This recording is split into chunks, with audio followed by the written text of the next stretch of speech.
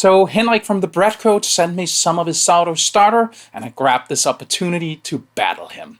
What difference will the different starters make in the finished bread?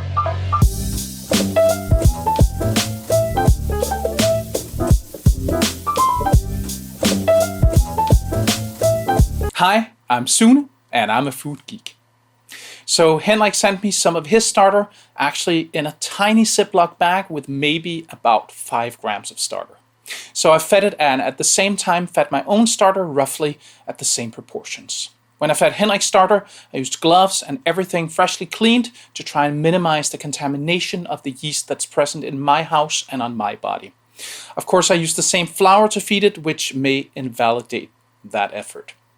They were grown to their peak, and the next morning I proceeded to make the breads. The interesting thing will be what differences there are when baking the same bread with 2 different starters. If you're new to this channel, I bake a lot of sourdough bread and I make delicious food from all over the world. If you want to see more of this content, please join me by subscribing and ringing the bell so you won't miss any future videos. I'm using my master recipe scaled to 80% hydration.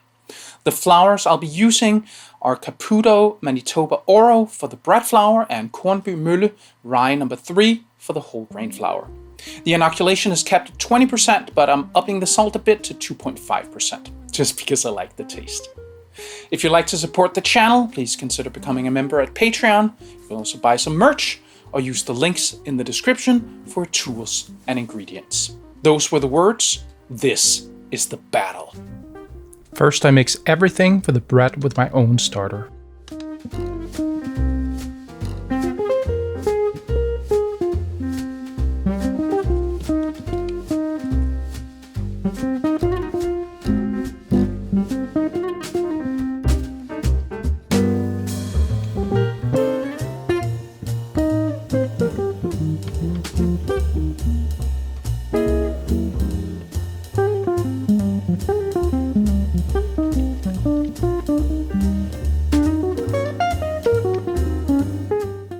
Then I mix everything for the bread with Henrik's starter.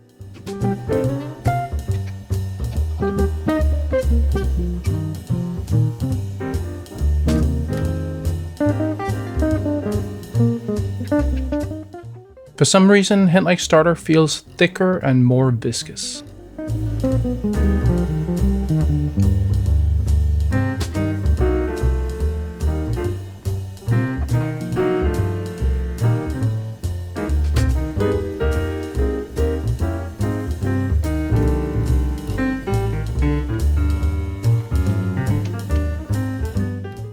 Then I do the first set of stretch and folds.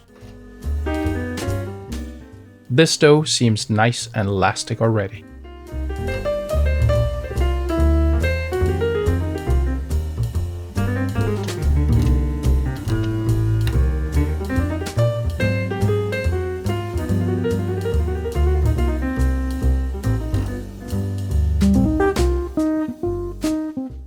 This dough is elastic too, but almost seems underhydrated.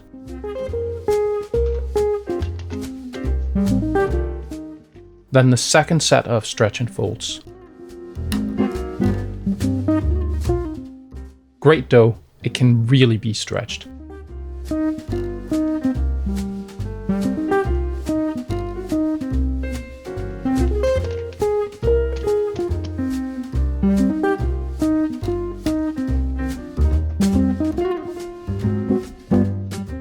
This dough is almost stiff now. Great gluten development though.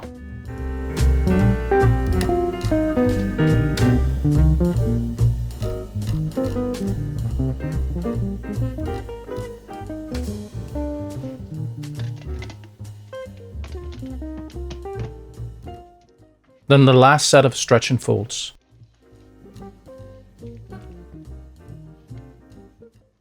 This dough is coming along just as you'd hope for.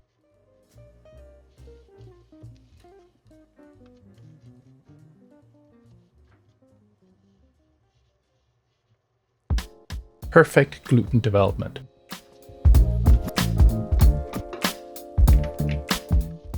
I put it in a bulking container and level the top.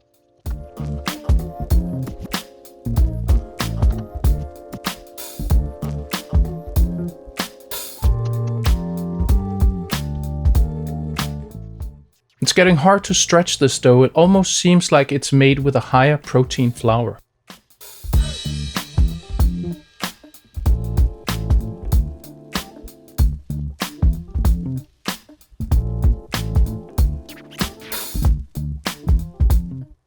Super gluten development as well.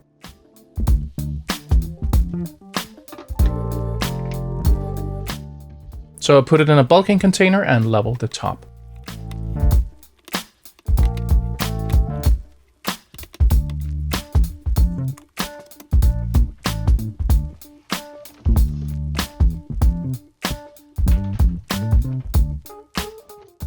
Then I put both doughs in the proofer set to 30C 86F.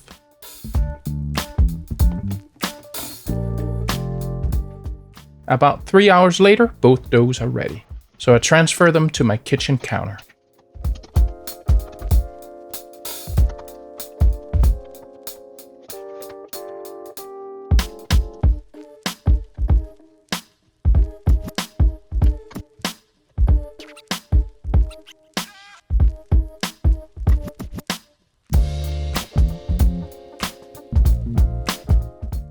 Interesting. The dough made with my starter was released much more easily.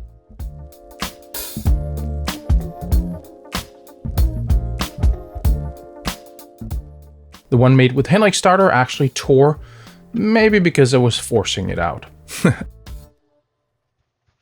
Then I pre-shape using coil folds.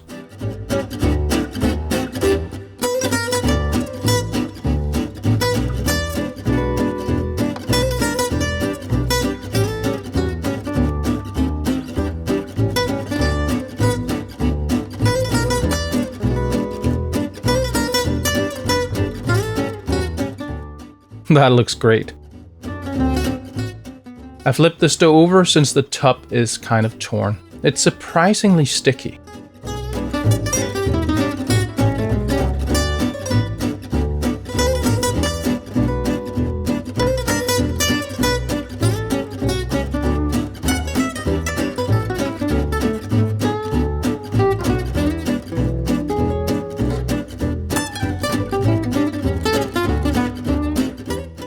Then they rest on the counter, and it's time for the final shape.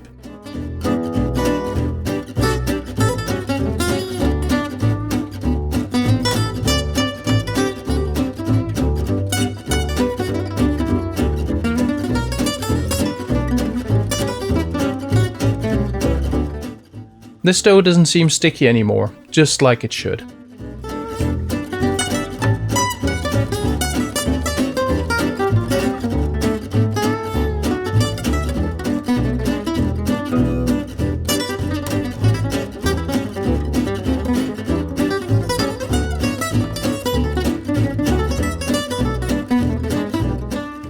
I'm skipping the stitching to try and make for a bit of a longer loaf.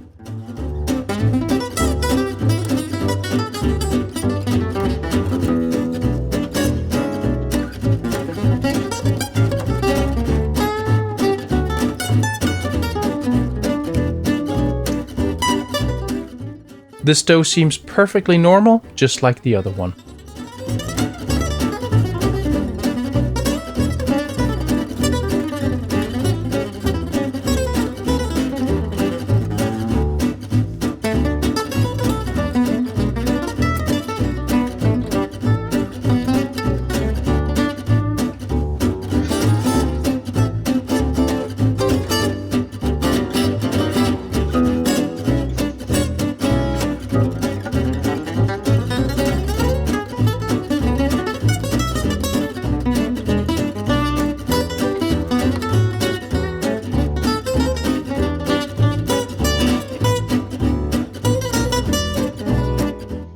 After I put them in the fridge, I decided that they need a stitch while in the Banneton, so I did that, but I didn't catch it on camera. Then they rest for about 8 hours in the fridge because I have to bake them the same day. Then it's time to bake. I bake the bread made with Henrik's starter first. I dust it. I flip it.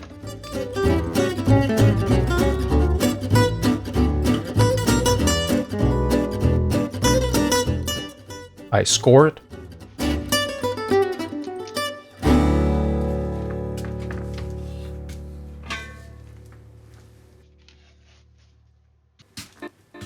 and then I bake it.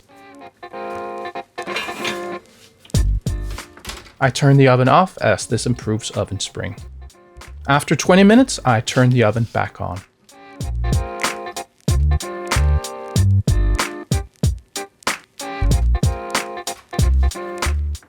And then I remove the top.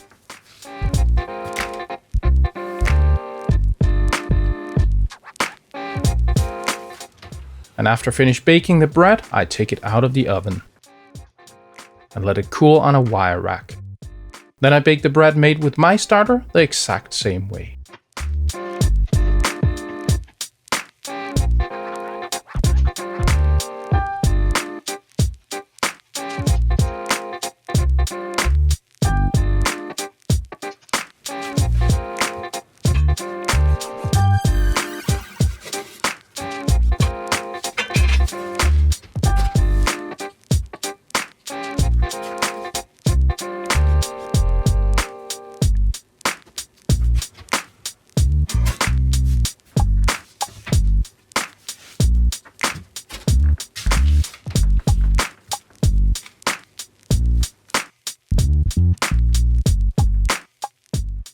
So I promised you guys that I would show off more of my woodworking projects.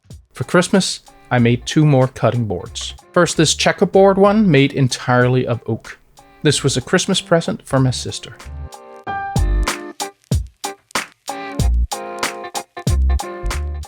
And then this oak board with mahogany inlays. That was a Christmas present for my girlfriend. She also got a really beautiful Japanese santuko knife to go with the board. I also made this side table for her couch, but I need to actually take a picture of it if you're interested. Alright, on the surface these 2 breads look very similar, but what does the crumb and the taste reveal? Let's have a look at the crumb first.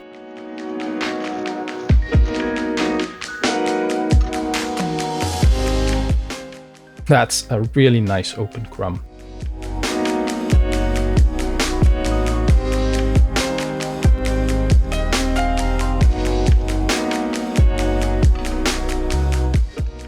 Nice crumb too, but you can see a shaping artifact though. I do like the long shape of the bread. Okay, both together now.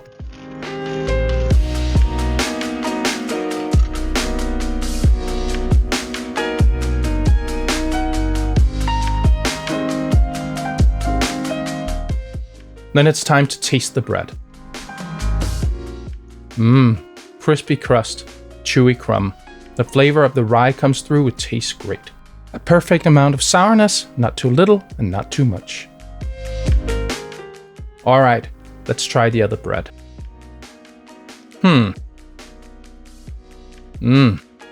Yeah, tastes great too. To be honest, I cannot detect any difference in taste between these 2 breads. Okay, so while it initially looked like they were going different places, after they were baked, there were really no discernible differences. It could be that one feeding at my house was enough to assimilate Henrik's starter.